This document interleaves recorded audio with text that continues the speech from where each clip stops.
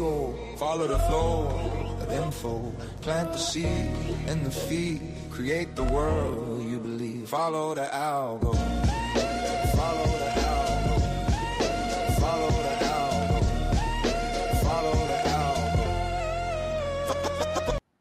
What is up, everyone? We are back for episode 2 of The Algorithm. I'm David, and this is JC. And we're here to talk a little bit about brands. We're talking about creativity. We're talking about marketing today. This is our second go around, and we got some good feedback from the first one, and we're excited really to talk today about some new topics that have been lighting up our feeds. And today we're shooting from the studio at Cultura Media House. And, I think that we're going to get into some really interesting discussions today. And, I'll let JC chime in here to see what he has to say. Yeah, I'm excited to be here in the studio. It's kind of cool. When we started this last week, I think the concept was let's do the streaming and it was going to be simple and whatnot. But second week to be in the studio and to be here with the guys, it's fun. So I'm excited. I think Zaya is going to join us at some point. He's going to pop in here. And that's kind of the point. Every time that we do this from the studio, it's kind of going to be just that seat's going to be somebody different talking about different topics and kind of diving into different things. So a little bit of the luxury that we have here at Cultura, so many amazing thinkers and creators. So yeah, I mean, even though we'll be guiding the conversation, we open it up not only to guests to come in, but if you are watching live and you are in the comment section, feel free to shoot us any questions, any concerns, any comments that you have as we go through this conversation. But without further ado, let's jump into our rundown for the day. We have a few topics that we're going to get into, starting off with, I don't know if people have been noticing this, but when it comes to CPG, when it comes to like food and beverage, it's been like this explosion of protein being at least featured or integrated into these products. And JC, you have a good background in this space, and as well as I do from the branding and creative standpoint. So it'll be fun to kind of like dive into that. There's also kind of like a humorous end to it. The second thing that we'll talk about is the micro community era. Some of the guys that we follow, Or and John from the Brand Fathers, made a whole, post about this. And it's really interesting how things are evolving in the social space and kind of like the new way to build a community and the new way to kind of like grow and be, resonate with people in an impactful way without having to be, a million followers plus. And then the other one that we want to dive into is we like doing a little bit of like a deep dive, a case study into campaigns that we find interesting. And Graza, the olive oil brand, they came out with a new campaign kind of highlighting a new feature that they have when it comes to their products, which we definitely want to dive into. They have out of home, they have some video, and it's cool to kind of like dive in and break down, the campaign and see what we think about it and maybe some things that get improved. And then the last two pieces here really are kind of looking back at history and looking at tech adoption over the years and, kind of highlighting the humor side of what people thought, let's say back in the 90s, of something like credit card processing at Burger King and a few other kind of examples of how people thought technology was going to disrupt and how they were right or wrong. So that's always interesting to kind of like look back at history and see how far off we were when we look at some of those things. And the last thing is kind of just a little R&D. We always kind of do some of our own experimentation in-house and just kind of looking into AI and the state of it right now and some of the ways that we're using it in-house. So I don't know if you want to talk about anything before I dive in here. No, I might talk an hour about the protein and about CPG and functional foods in general. That's an industry that I'm well versed in for sure, and it's kind of the crossroads for me in my passions, which is marketing and the nutraceutical industry in general. So I'm excited about that, and let's get started, man. For sure. So we'll start off with this meme that I came across. Shout out to Snackshot on X. That account is amazing when it comes to all things food and beverage and CPG and direct to consumer brands. It's run by a person named Andrea Hernandez, and she puts out some hilarious stuff. And just, through her lens, you get to see kind of what's going on cutting edge wise and product releases. And it's just showing, highlighting what protein was before and what protein is now. And kind of just being thrown into everything, dude, into a soda, into mashed potatoes, into pizzas. Like, it's a little bit absurd where we're at right now. And I have some more examples, but I don't know if you want to chime in here with anything that you see on this screen right now. Specifically on this image, it's interesting because yes, and if you talk to any like trainer, somebody that's really into the science and into the fitness part of it and the nutrition part of it, they'll definitely balk at this part and this new wave, just because they'll lean into, pun intended, they'll lean into the old school, like, hey, just eat your protein. But there's a lot of layers to this that we'll dive into. But yeah, this image is insanely funny. I don't know what this person has against people with pink hair, but but I don't think she does. I don't think she does at all. She's just using what's popular in the meme realm. But it is a little absurd. I think the mashed potato stuff is a little absurd, but yeah, look, I think overall this talks about the change right now that's going on in the nutrition industry in general, and we can't talk about this specifically without talking about really the elephant in the room in nutrition in general and now, which is GLP-1. And I think at the heart of this movement of these companies trying to get protein into whatever snacks, whatever, a few years ago it was called functional foods, and now, as you see, it's really in everything. It's in it. I mean, the mashed potatoes is literally ridiculous, but it's in everything, and I think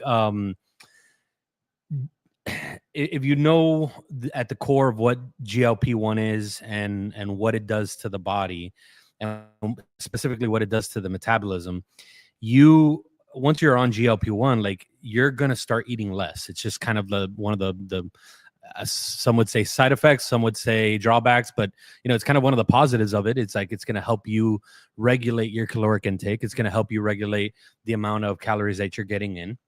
And at the end of the day, it's basic science when it comes to that. It's calories in, calories out. Doesn't matter if you're on keto, doesn't matter if you're a vegetarian, a vegan, doesn't matter if you're carnivore, whatever it is, it's calories in, calories out.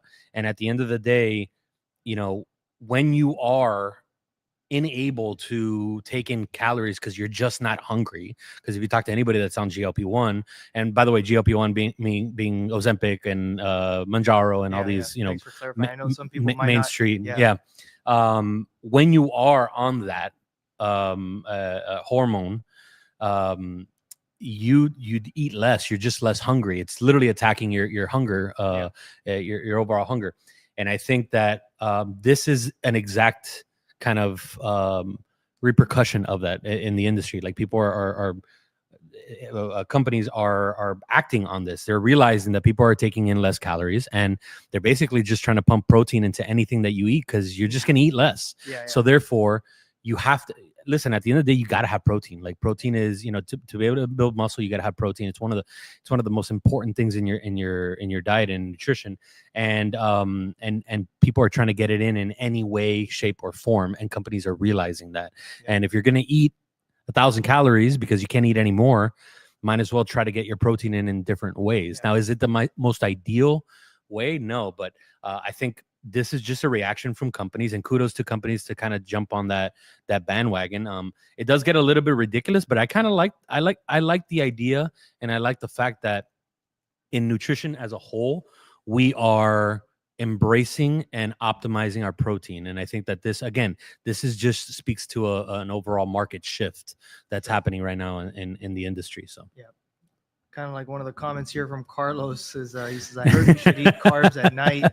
Probably the last time you want to eat, the least ideal time to have carbs is at night, for sure. So speaking of ridiculous, Andrea, she goes and posts these kind of things that she catches, and her captions are hilarious, by the way. But the fact that now you see Starbucks integrating it into their matcha and their other drinks, which are honestly full of sugar and other things that you shouldn't have. But correct. Let's ignore that. Let's just highlight the protein. And so this is kind of hilarious how it's literally in everything. Well, I think that also speaks. That's kind of my second point to all of this, right? And kudos to Starbucks to get on the bandwagon. I've been actually having that conversation with my wife because for whatever reason we just became Starbucks fans like last 5 years, like heavy. And the coffee is not great. I know, but I get the shaken espresso. They have nice sandwiches. They have the little egg bites. Like, it's convenient. The app works great. The rewards are great. Like, they've done a really good job consumer facing to make it easy. Even though the coffee is not the best, they've got to do the rest of the stuff. But I've been kind of clamoring for this, like, man, getting my protein in my coffee or whatnot. It's been a craze for a long time outside of like mainstream coffee shops and stuff like that. But I've been clamoring for this. I think like people need to be careful because, you know, not everything that says protein or high protein or whatever the case may be might necessarily be healthy for you. To your point, they may be, you know, sticking with sugars and carbohydrates and different things that just because it says protein doesn't mean it's good for you. So yeah, I love the fact that Starbucks is going to have protein in it. And again, as far as marketing is concerned and branding, like, I think Starbucks is always at the forefront of these things.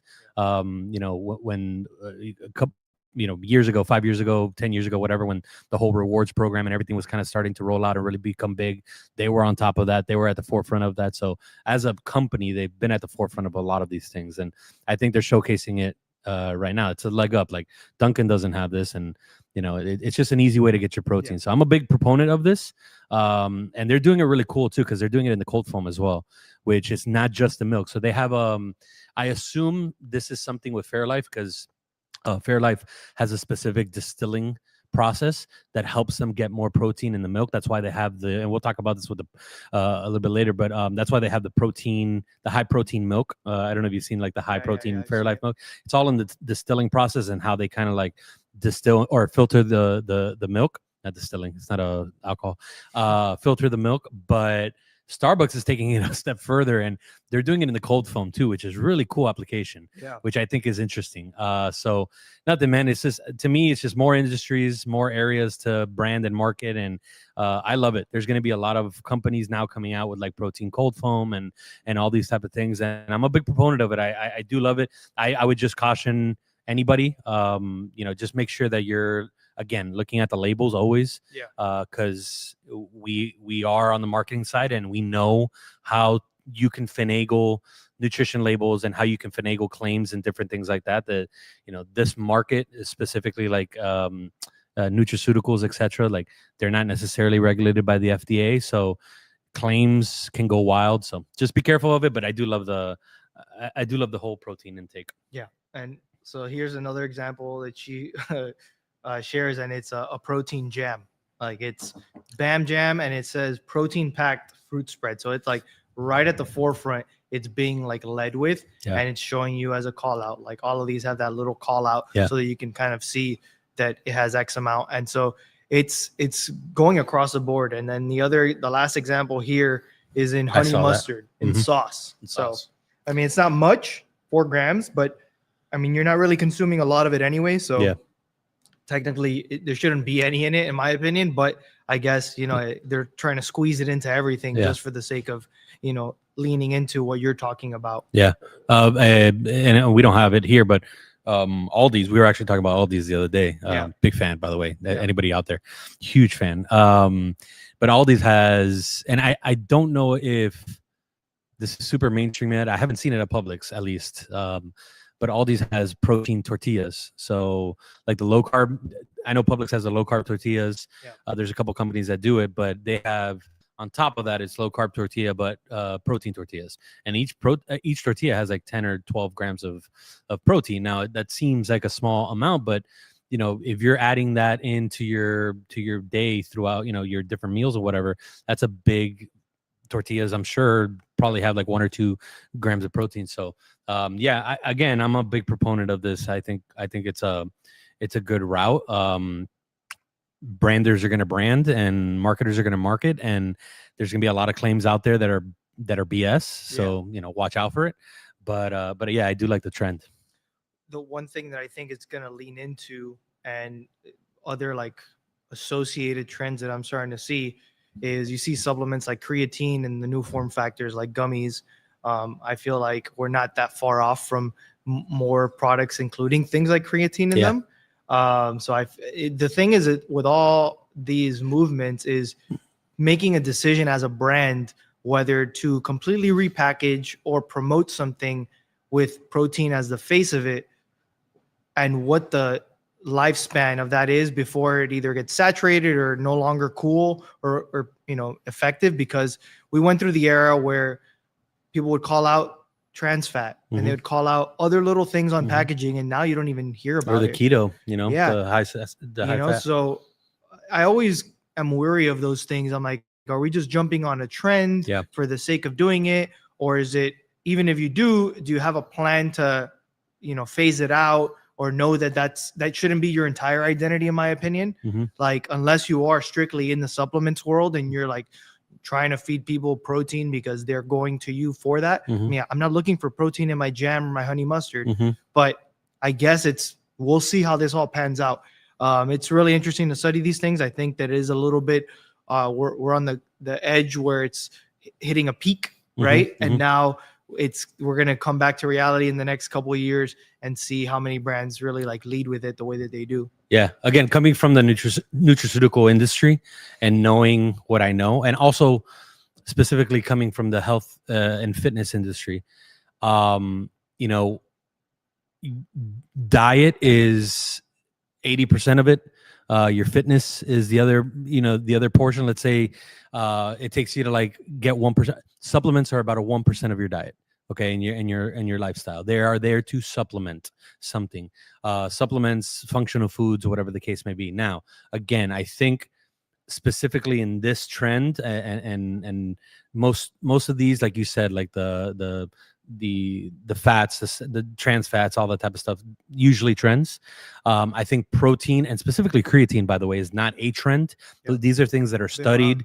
They've been around. I think I saw the other day that creatine is the number one studied supplement in the world historically, and has the most positive outcomes in those studies. So creatine has been studied through and through, and it is great for you and for muscle building.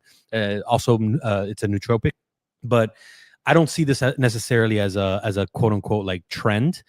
Some of these companies are jumping on it because of a trend, but I think this is more just where the market is going, specifically, like I said, and like I started this with, specifically because of where we're at right now with the influx of the GLP-1s in the market, where people are just eating less because they are on these drugs, and you got to get your protein in somewhere. So I don't see it necessarily as a trend, and I see it actually something that's going to stick, because if there's anything you have to have more of, it's protein.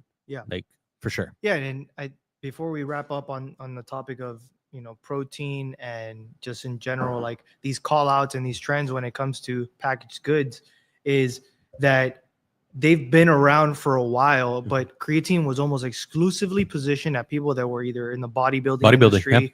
If you were like in that you're like a trainer, someone that's literally trying to work out and compete. And now it's hitting more and more mainstream over time because of the studies and how much longevity there is behind them at this point. So I think things like that, it's funny that we're calling it a trend when it's been around for a while. It's just a matter of like, it's finally having its moment, essentially, when it should have had its moment, 10, 20 years ago. No, I agree 1,000%.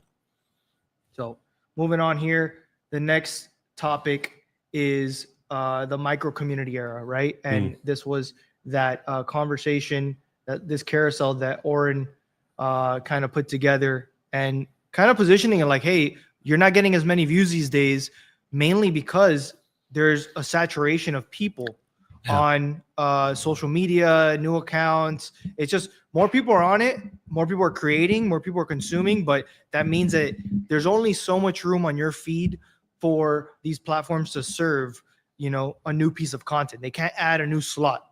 You got to keep scrolling, and there's only so many people they can show. So they got to get better with the algorithm and the way that they actually serve things that you want to see.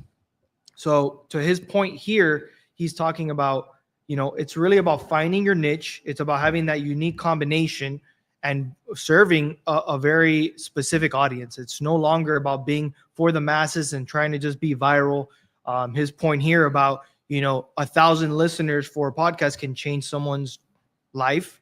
10,000 engaged followers can give you an advantage and change your business. And these are like really important things. And, we're bringing on Hector Zea here to kind of chime in on this because he has some thoughts on it. And I feel like it's a really interesting conversation. We need a soundboard eventually, like a little like. Well, why the soundboard? Hey guys, it just came out of nowhere. I think it's a super interesting topic. That's why I wanted to sit in. I mean, we talk about it all the time, but even like with the podcast we have and the things we do, like I always try to remind myself with like my podcast, because sometimes you get caught up on the numbers and the reach and the engagement, but I forgot where I heard it, but it's like, if you think about it, like, yeah, maybe only a couple hundred people are listening, but if you sit in this room and put a couple hundred people in real life listening to us talk, you'd be like, whoa, that's a lot of people. Yeah. So it's like I think we got like overexposed to social media and Instagram and the engagement that we forget sometimes like the reach that we could have or that we even have, even if it's micro. Like, dude, you could even break it down as basic as like when we were in school, like you go to a cafeteria or you go to a classroom, people tend to gravitate towards a certain group or a certain person because of whatever they had going on. They were a jock, or they were on the debate team, or they were into computers, but they had an influence. It wasn't thousands, millions of people, but they could probably persuade you to do something that you didn't know about, you know? So I think sometimes we just think it's like has to be millions of followers when it could change someone's life and they don't even know it. Yeah, no, I agree 1,000%. And I think that I agree with you that I think we got overstimulated, or whatever the right word is, in the onset of this current modern social media and media in general, atmosphere, industry. But I think as the algorithms are getting a little like more perfect, you're starting obviously to see these little micro communities start. At the onset of this, it was obviously like, how many followers do I have? But that didn't necessarily mean that those followers were actually watching, that they were actually like buying, that they were actually engaged. It just meant that they were following you because there was less people, like at the end of the day.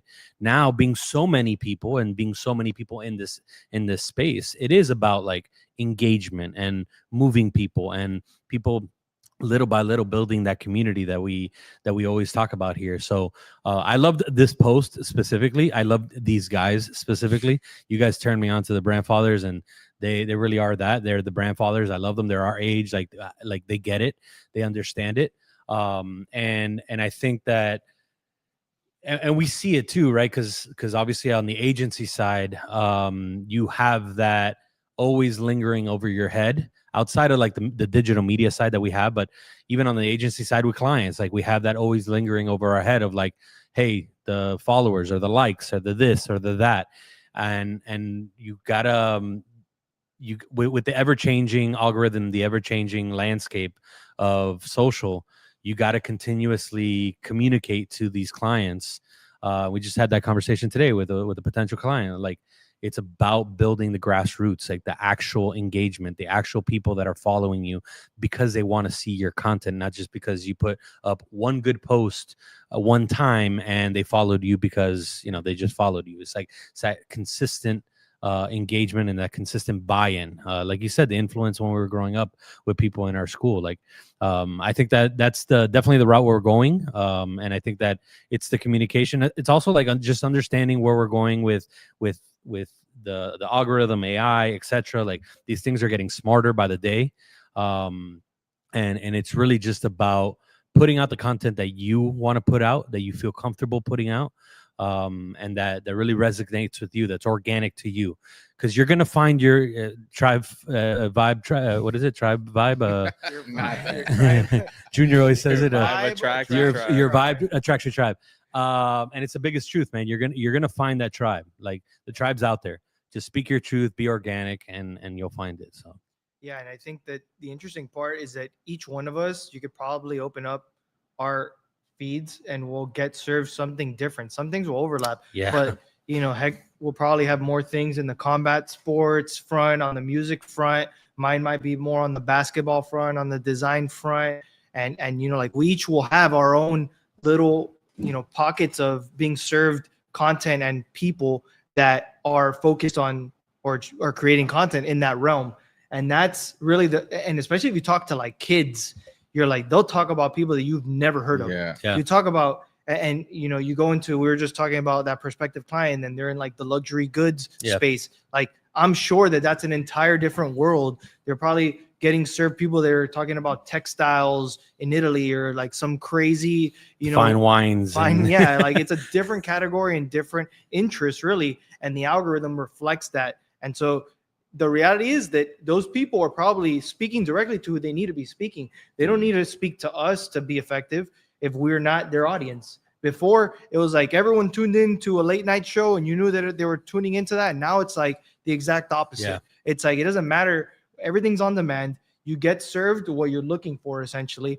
And you basically have to cater to just being in that niche, being yourself, being focused in those few little interests and behaviors that you really want to hone in on, because it's no longer about being just let me appeal to the masses. Like, Yeah. you're gonna put stuff out and you're gonna attract directly who you want to get. Yeah, and in the comments, because we did say that we would talk about people that are talk about the stuff that people are talking about here in the chat.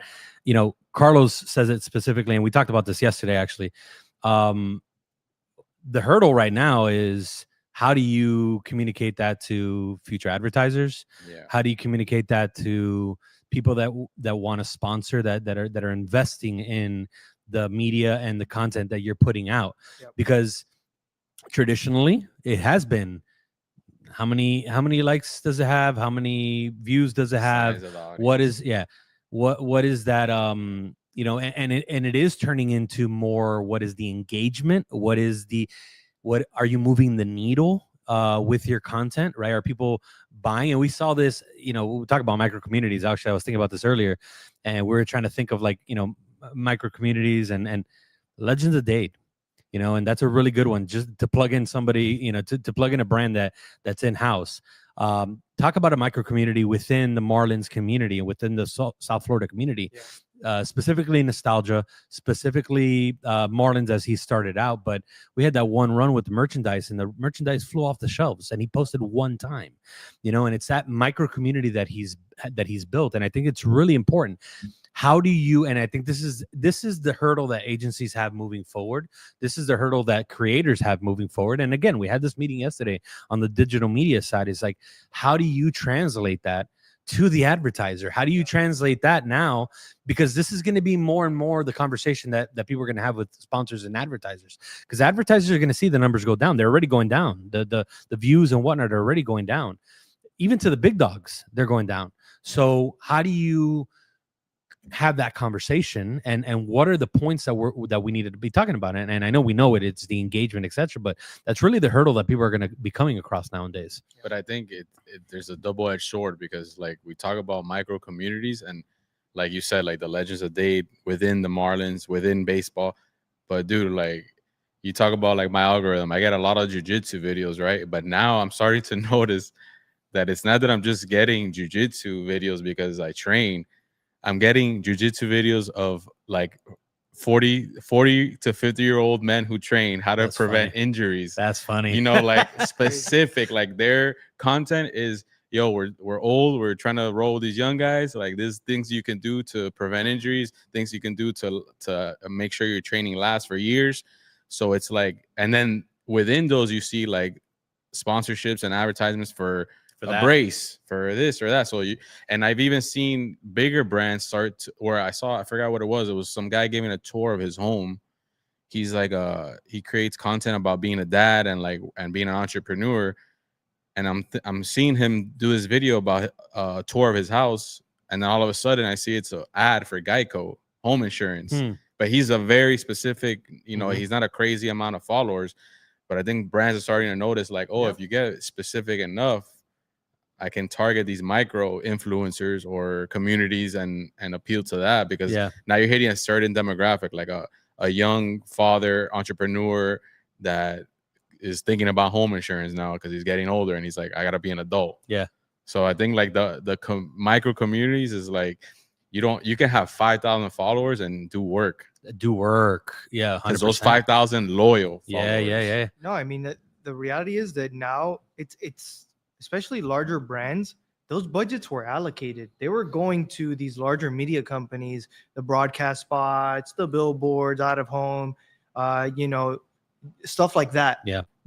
Now I'm sure they're seeing the effectiveness and the return on those other mass media plays go down, and they're realizing, oh, I got to diversify and I got to do it. And now you have more options. Honestly, it's might get fragmented, and yeah, you're splitting a pie, but it's still a big pie when it comes to the big players. Yeah. And then you have other brands on the way up that if they allocate and they position themselves with some of these micro influencers or these smaller communities, they can grow together. Mm-hmm. They can, you know, that one person they invested in that was 10,000 followers, you know, in 2 months they're at 40, and now, hey, the price went up a little bit, but hey, we already grew too, so I don't mind shelling out a few $1,000 more to make sure that we keep this relationship going. It's still going to be way less than trying to buy a spot at a mass media. You spread that budget between all these people versus that are more targeted versus one. Like you could even like I think about it with DJing. Like before was like pay the big guy Calvin Harris, Tiesto,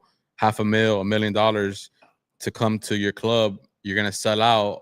All the money is gonna be grossed, but then your budget for every single other night is out the venue because you spent all your money on this one big DJ, and you're like, yeah, you sold tickets, but now it's not sustainable. So the venues are starting to be like, oh, I could pay a homegrown resident DJ way less money, but he's in tune with the people. He's in tune with what's going on. He's in tune with people locally want to hear. He can bring a local crowd to spend some money.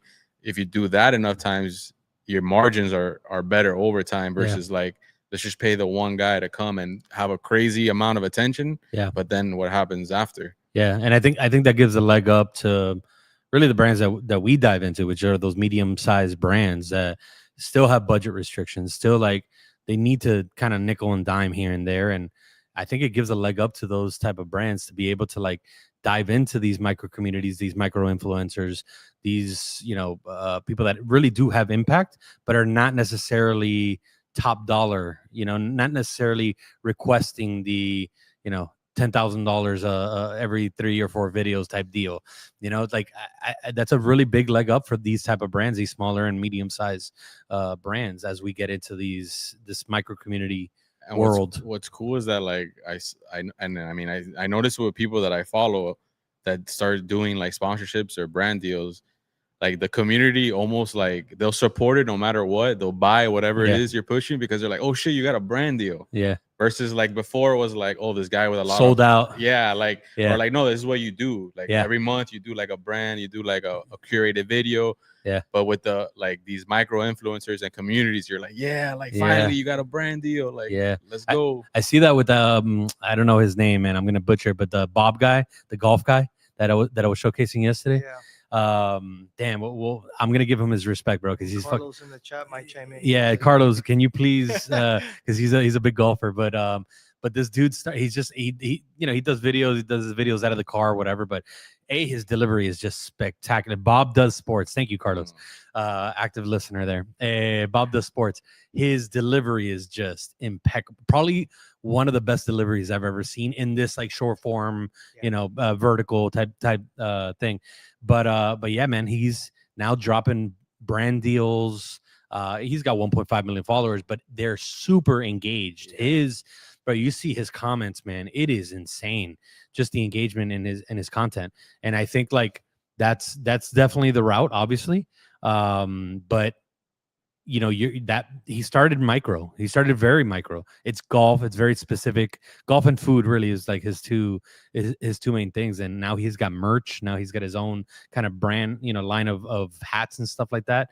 And I think that, you know, that's the world we're going to continue to get into is that these micro influencers at some point, yes, you grow to, you know, to an excess of followers and you get mainstream. That was a question you asked earlier. It's like, where's that line? Like, you know, when do you as a brand specifically, you know, when you go mainstream or whatever the case may be, and how can you keep that, you know, mom and pop, micro influence or micro community feel as a brand, because really that's what's selling right now, you know? especially post COVID, man. I think that was a big deal too. Like the what happened to us, where you had to go community based, you had to go to your local mom and pop, you had to go very micro based, outside of like obviously the e-commerce and stuff like that. I think a lot of people just got used to like leaning back into the mom and pops and the micro influencer and the micro community, and I think like we're embracing that now, to your point. Yeah, I think it's like to your point of like, when do you know the line where you're gonna go quote unquote mainstream, or you're gonna break the micro community? But I think it's like, I see it even with like the streamers, like those guys Speed and all them, like they're ginormous, but Huge. Their whole thing is based on the chat, on the community. So they're always tapped in, and they're always like, yo chat, what do you think? Like, so it's, I guess when you, if that point comes, it's like always staying rooted in like your community, your micro. I mean, you wouldn't call it micro now if you already passed that point, but like the people that got you there. Yeah, there's an inflection point where you're micro, and then there's a viral moment, or there's like a little streak where you're just like gaining followers, and now you're no longer in that category. So it changes things a little bit, but as long as you stay tapped into the people that got you there and don't become like a snob that ignores them and you're now too good for them, like that's how you maintain that. And to answer a couple questions here, you have Adrian asking, like, are brands generally catching up to this, or are they mostly caught up in the total number of views and engagement?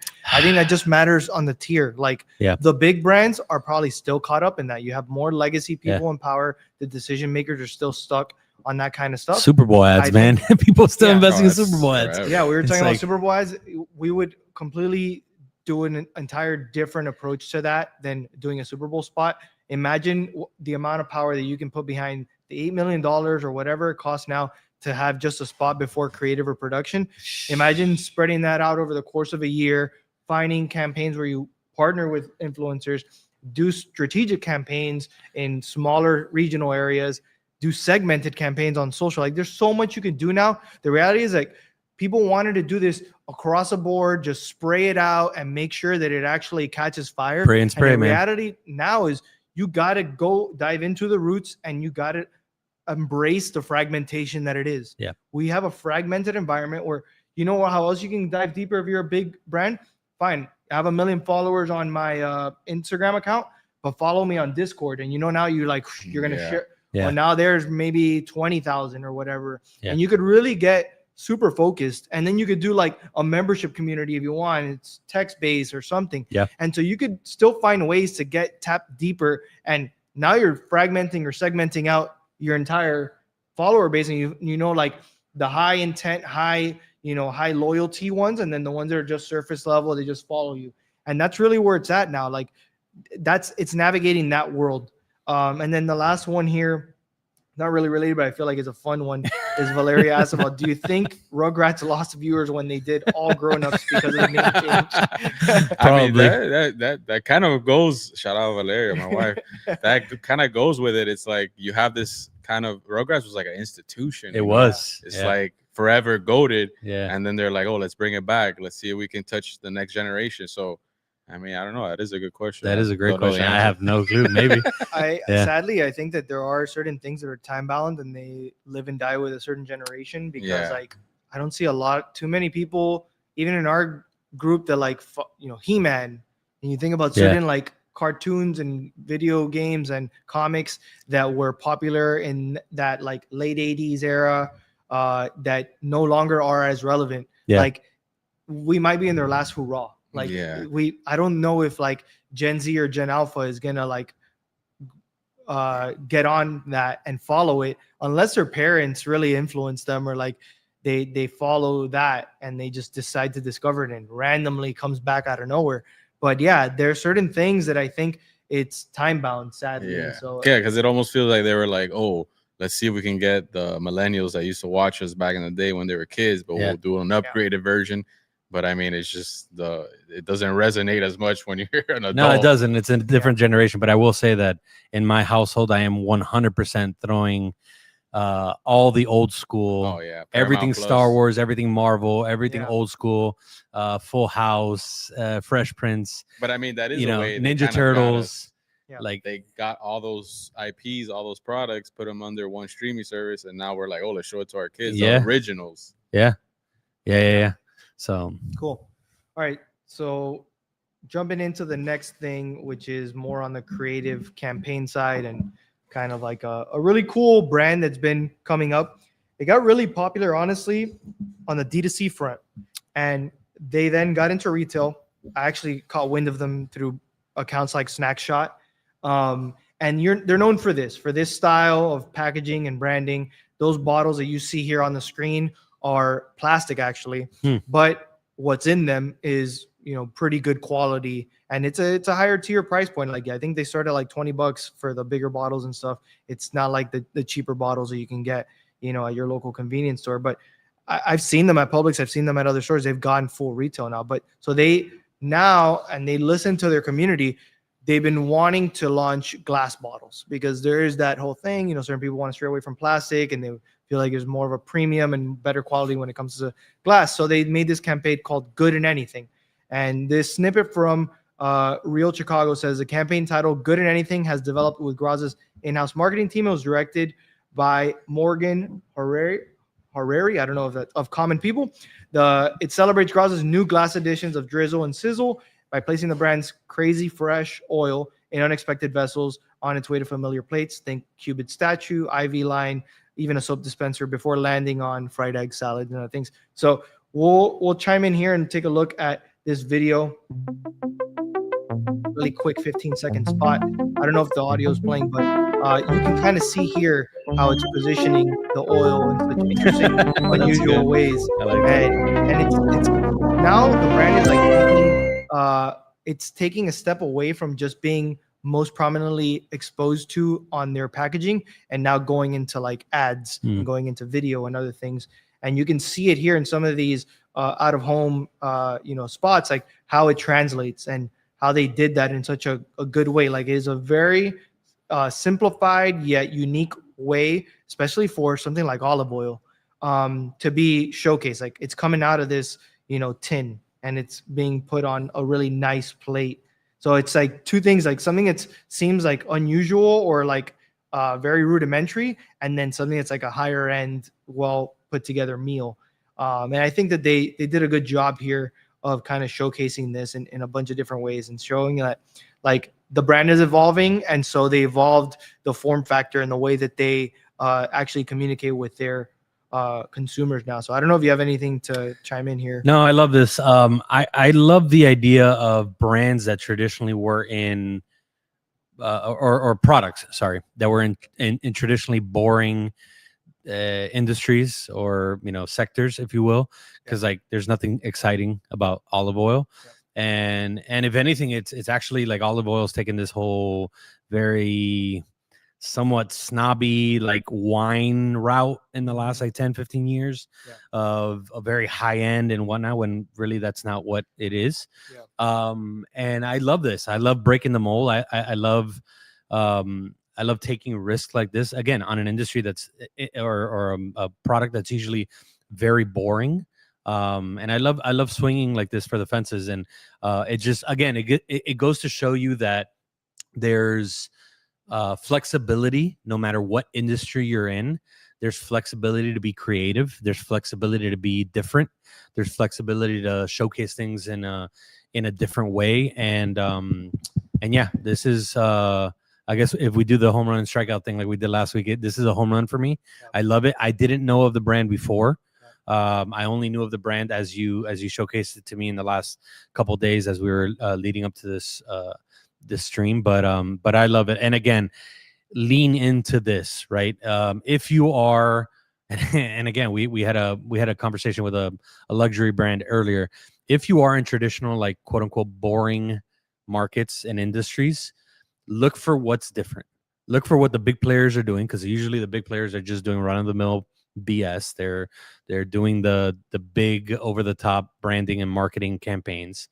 Look for what's different. Look for those areas that you can exploit and be different. And I think Graza is doing a great job with it. I think like not to this level, but Siete did it in the kind of like the chips and that I don't even know what market that would be snacks, I guess would be. But Siete did it with the avocado oil and their branding, and they really leaned into the Mexican American look, feel, vibe, etc. That worked for them. In a traditionally, again, very boring, run of the mill, like you got your potato chips, whatever. Obviously, Doritos has had its great campaigns and whatnot, but traditionally a very boring industry. They really broke the mold in their look, their feel, and the way that they looked on shelves. I love this, man. This is a home run. Yeah. And last note from me on this is also a case study in brands that use the playbook of going direct to consumer first and then that's a great segue point. into retail, because it's not about being one or the other 100%. That's a great point. I think that right now, especially in certain categories like CPG, it makes total sense to start off and try and be e-commerce or direct to consumer first, because you're able to build your community, have a direct communication with them, build that up, get to the point where retailers, small or large, catch wind and show they could see like you're coming to them with already a community. Like they're going to walk into the stores and get that as well as other items in their store now. And so before it was the other way around, like you're introduced into the world through the aisles and through the shelves. And in this case, like they have an entire community, I guess, that they've grown enough and they use that model so that since they're at such a larger scale now, they can invest in something like this. So invest on, if you go direct to consumer, do these social campaigns, do other things that are low pool, but start building that community. And then eventually do something that's a little bit larger scale and like introduce yourself to the world in a grander way, but without, this isn't a Super Bowl ad. This is a very contextual campaign that's done in certain markets. This is not at every single corner. This is something that they chose the markets they were going to do it in, and they made sure that it was reflective of the brand. And this not only helps their brand, it helps now those retailers that bought into them to be like, damn, that's awesome. Now I know that people are probably going to come in and asking for it. I'm going to restock. I'm going to actually, buy more. This is a great connection into our points here overall, which is the micro communities, etc. And I think you hit it on the nail. You are not, especially like right now, nowadays, and I have very good insight on the broker world, on the consumer goods, like the brick and mortar world, if you will. You are not getting on shelves. You are not going to Bentonville and sitting down with a Walmart buyer or a BJ's buyer or whatever if you do not have a community built. Unless your name is Robert Downey Jr. or whatever, George Clooney, or whatever the case may be, where you can come out with a product, spit it out and it's on shelves. Unless you have that name built already, you are not coming out with a product and not going through e-com, through Shopify, through building your micro community. And then a year from now to 2 years from now, sitting down with a Walmart buyer and showing them the numbers and look at the impact I have in this community. So you hit it on the nail. This is the way, to throw in a little bit of Star Wars. This is the way. This is how, as a brand, if you have a brand idea, if you have a product that you've been working on, if you have a product that you've been making for a long time and you want to get it on shelves, whatever the case may be, this is your way onto brick and mortar. This is your way onto shelves as a consumer good product. Like, this is the way. You have to go this route and you have to build your community. And more than ever, you have that ability to do so with the onset of Shopify, with the onset of Amazon. You could build your community. You can build your base. You have the number, you have the data, you have the analytics that you could sit down with the buyer a year from now, 2 years from now. So I've sat with those buyers. The first things they ask you, what's your community? Again, unless you have a big name, that's what they're going to ask you. What community have you built that you're going to bring to my stores? Very simple. Yep. 100%. Great. And then kind of to jump into this fun one is the idea of like tech adoption and misconceptions over the years. There's a few of them my here favorite that I find hilarious that I want to dive into real quick. The home of the Whopper is offering cash or credit. I think it's pretty bad if you have to use a credit card when you go to a fast food restaurant for something as little as $3.10. If I use my GM card, I get a 5% rebate. If I eat here long enough, I'll be able to buy a pickup truck. Burger King bosses say workers won't have to figure out how much Well, I change mean, the customer you could tell gets there was back. skepticism. I just hope it doesn't slow things down at the And cash and carry, people that didn't people are think going to this be was having gonna to be call possible. New York and get the confirmation or whatever it is. Because when I want a Whopper, I Guy's want not it having now. it. Just at another all. way to spend money. I'm sure it'll work for Yeah, people on so- vacation when they don't have to do something, but You kinda I get can't the point imagine here. working on a And day-to-day basis. It's just oh wow, look Wow. at this kid's here. Look at that man, haircut. wow, incredible, dude. Dude. Freeze frame for days. Amazing. So really the point here is Don't wear a suit to Burger King. I mean, that shows that era, right? It This is shows that era. 1993. But how people kind of doubted the idea of using credit cards in like an establishment like a Burger King or fast food or any just daily purchases. It was so foreign to someone to be like, oh, how would you do that? You just pay cash. Yeah. Or like, I have my bank card. Like, you don't do that. And this guy, there was one guy who was like questioning, well, you're gonna have to call the bank and make sure that it went through. It's like, they had no idea that in today's day and age, you can swipe your phone or your watch and now you're like walking out. Sometimes you can walk into a store and it's automatically purchased because your account and some sort of sensor does it. So that to me is like a little insight into tech and how you might see it and criticize it in the moment and not realize like that's just the inception of it. Like, you don't know what it's going to look like 1, 5, 10 years from now. Yeah. Tesla, when Tesla started, like everybody, the power banks to this, to that, like they're doing fine. The same They thing happened- figured it out. Well, here's one of Steve Ballmer laughing at the iPhone, which is an interesting one. And you can kind of see $500 fully subsidized with a plan. I said, that is the most expensive phone in the This world. guy's nuts, right? And it doesn't appeal to Pretty business crazy. customers because it doesn't have a keyboard. Which so makes his it main not a gripe very was good that email. it didn't have a keyboard. Now, So it may sell very well. it's already It's not gonna work. flop. It's not We going to have work. Wow. It's just our crazy. And then he strategy. goes We've off to got talk great about with Windows mobile phones. devices in the And market it's just today. kind of You insane can get that, you could, and there were I looked up, there were people during that era in 2007 that were criticizing the fact that it didn't have a keyboard. Everyone's used to the Blackberries and the other kind of phones that had keyboards there.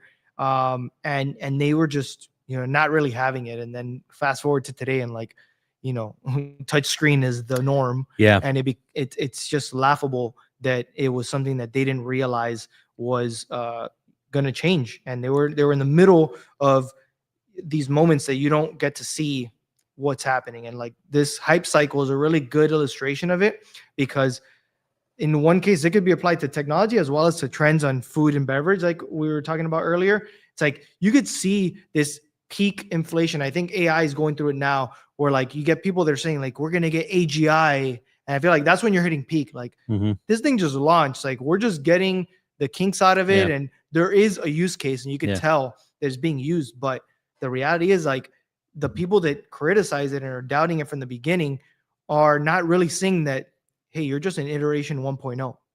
Like we went through AOL 1.0 and then 7.0 and then whatever it is, and now it doesn't exist because Fucking now they were the browser, the gateway to the internet. And now you bypass that. You don't need AOL. But it went through iterations. It went through phases. Another example was Netflix. They were doing the DVDs to your home, and they were what's it called? Blockbuster laughed at it, and they were even talking to acquire it, and then over time, then they tried doing their model, and it was too late by then. And it's just funny how when you don't see the trend of just start looking at the numbers of adoption and start looking at where people's interests and conveniences and all those things start lying, and then you start realizing like maybe this is worth investing in. So that to me is what is interesting about all this. And like the last note as we jump into the AI side of it is like this was just from August, so it's changed, but OpenAI, this GPT only, not the other ones, hit 700 million weekly users, which was up 4x from the previous year. So now this is probably close to 800 million, maybe 900 or a billion. So like we're hitting this inflection point when it comes to AI. And I think there's parallels here that you can doubt technology and be like, I don't know if it's going to do that. I think that there's certain things you can doubt. Like I am in doubt that AGI is going to show up and be effective in a matter of a year. Like, no, there's still a lot of kinks and a lot of hallucinations that are not being haven't been dealt with yet. There's still a lot of like that learning cycle, and you got to put that into the mix. But I think we're in an interesting point. I don't know. I was trying to like pinpoint us where we are in this chart, and I feel like we're kind of in this somewhere in the 3 and 4 range. Like I feel like there was disillusionment, and then more people are using it. So I feel like there's a little bit of enlightenment, and then we're gonna have a plateau soon about where it's at, and it's gonna be the standard. Because the reality is that most people still don't use it. Yeah. It's still in the emerging technology, emerging adoption cycle. Yeah. And all these technologies and those moments that people didn't see and they laughed at it, it's now there's no denying the adoption, but it's more about actual application usage and reusage, honestly, because it's not supposed to just be something that you use once and then never log in. Yeah, and if they're using it at a very rudimentary level, for sure. Like, you know, our parents, for instance, and you know, for the most part, that demographic, etc., probably using it at a very basic, rudimentary level. Yep. You know, I have a very interesting take on this, because I think that us as millennials, we have an insight on both sides, right? Because we grew up in the middle of all of this. And you know, shit, man, my first cell phone was at 15 years old. Like, I grew up for the most part of my childhood without any real technology as we have it today, like modern technology. Like, I didn't, you know, I had a beeper at some point, and then, you know, my cell phone, I think like 15, 16 years old, I had that Nokia that you would play Snake on, that, you know, that you'd spend hours playing Snake on. But you know, we have a very interesting, well, we say it in our thesis, and like what in our motto at Cultura Creative is like 1 foot in the past and 1 foot in the future. And I think to our core as millennials, that's how we act on a daily basis, because we've seen the good and the bad and the ugly, if you will. I don't poo-poo on anybody that is not fully on board with AI. I get it. It's scary as shit. We talk about this all the time. Yeah. It's really scary, dude. And at the level that we like internally here are tackling AI, like, we see the scariness, we see the depths as to where AI is going, and it's scary as shit. But to kind of revert back to that video, which is hilarious, that people went to Burger King in suits back in the 90s. It's you have to understand that this type of technology, these type of changes are not going away. It's not a fad. It's not something that's a one-time deal. Jump on AI, ask it a question. No. Like, AI is here to stay. It's going to be part of our lives. Like the iPhone is part of our lives, or like smartphones, because some people, for whatever reason, still have Samsungs. Smartphones are part of our lives. This is going to be embedded in our day-to-day, and how we act with each other, how we communicate with each other. And we have to build our own kind of speed bumps and our own bumper lanes, you know, into how we interact with AI, how we interact with ChatGPT or whatever you use, because it can take over everything. It can take over your like how you communicate, how you think, how you know, if you use it as a crutch, like, it will become a crutch, you know. And I think, like, now, I agree with you where we're at in the kind of the scale here and the chart. Now is the time for people to really dig deep into, like, how are you going to interact with AI, and how are you not going to lose yourself? How are you not going to lose your thought processes? How are you not going to lose and create a strategy and a rhythm to how you come up with things? Because it could be a tool. It is a tool, but only if you look at it as a tool. If not, it will be 100% a crutch and take over the way that you think. And we see this with social. You know, we talk about the algorithm, we talk about whatever, but, you know, we talk about how, like, hey, you know, you're getting fed something, I'm getting fed something completely different. That person over there is getting fed something completely different. And that is going to be the way of life. And if you don't understand that, and if you don't start to create, again, those kind of bumpers into how do you interact with these things, social, AI, etc., it will take over the way that you think. It'll take over everything, man, because it really is the best crutch possible to anything. You know, your education, whatever you're doing. So, you know, I again, change is inevitable. It's kind of how you adapt to that change and how you approach that change. But just like the credit card from that video, AI is going to be here, and it's going to be here for a long time. And I'm definitely not that guy in the suit at Burger King saying, "How are we going to phone in New York?" I'm kind of the opposite of that right now. We, in general, internally, are embracing AI completely. But again, with I think we're embracing it the right way, understanding that this is just a tool that you use. It's a tool in your toolbox, to enhance what you're doing on a day-to-day basis. We're coming up here on the hour. I think just a couple notes to dive into specifically on AI use cases and things.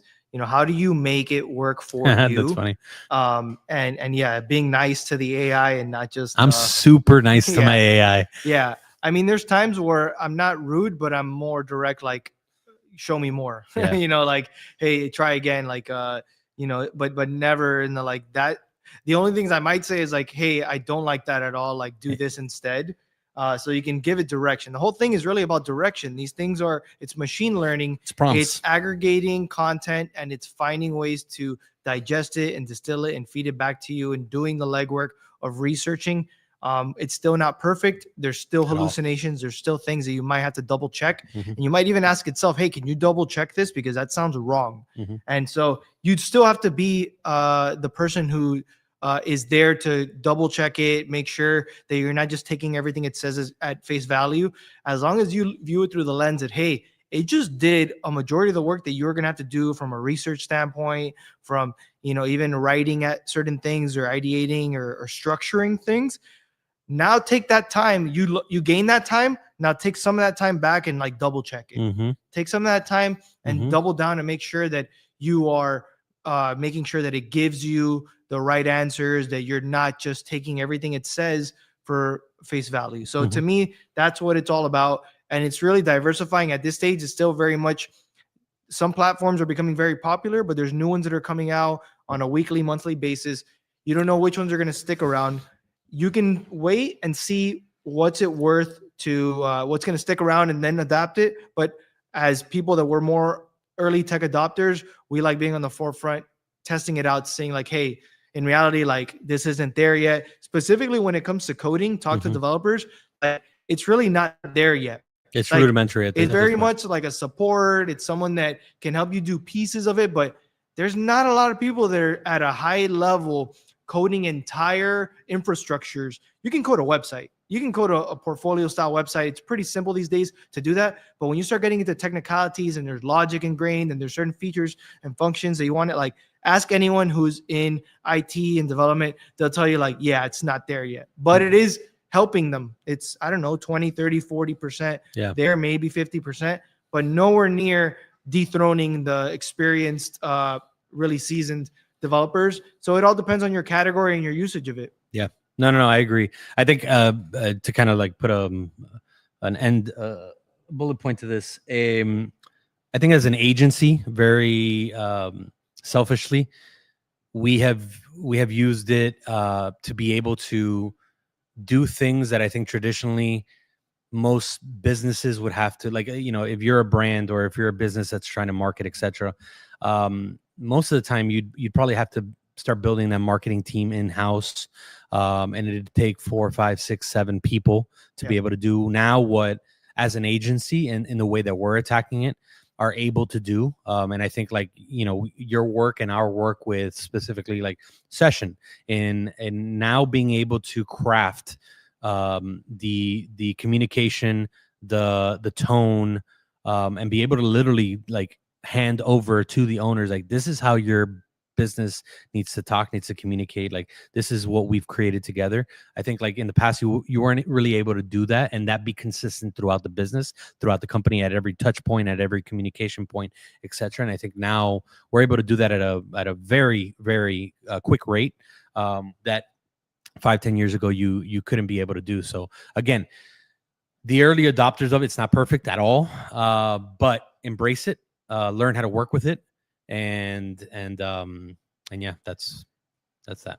Yeah, and I think my last point here is really about, at Creative Mornings, I had I hosted a talk where there's a local creative who's more on like the virtual production and VFX side.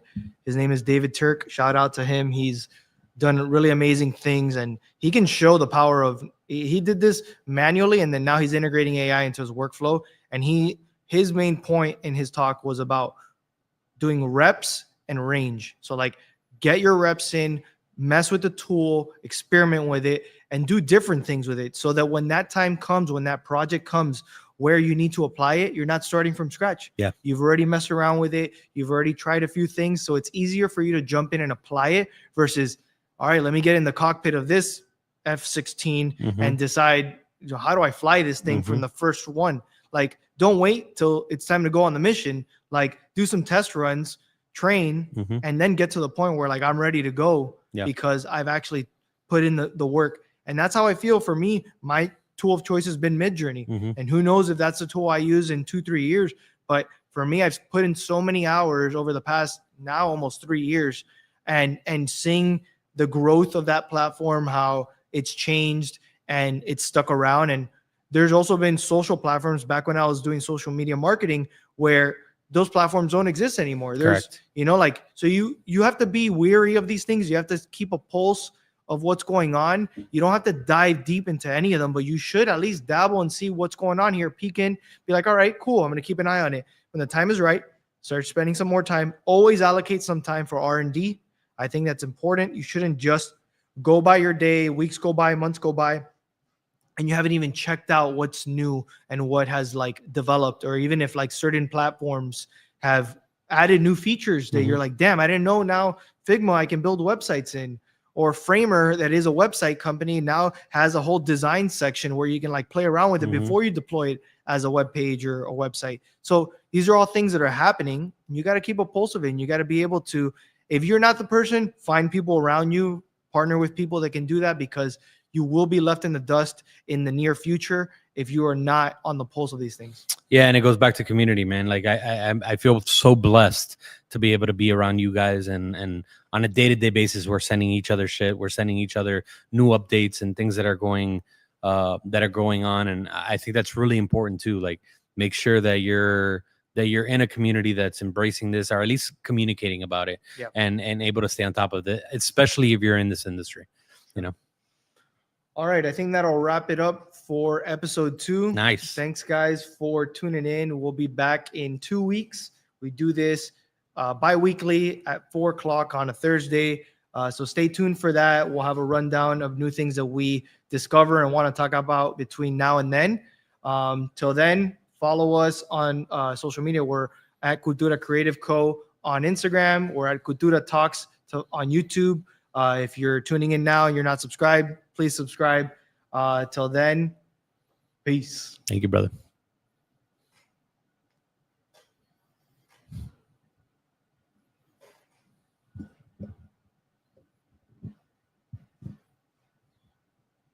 Nice.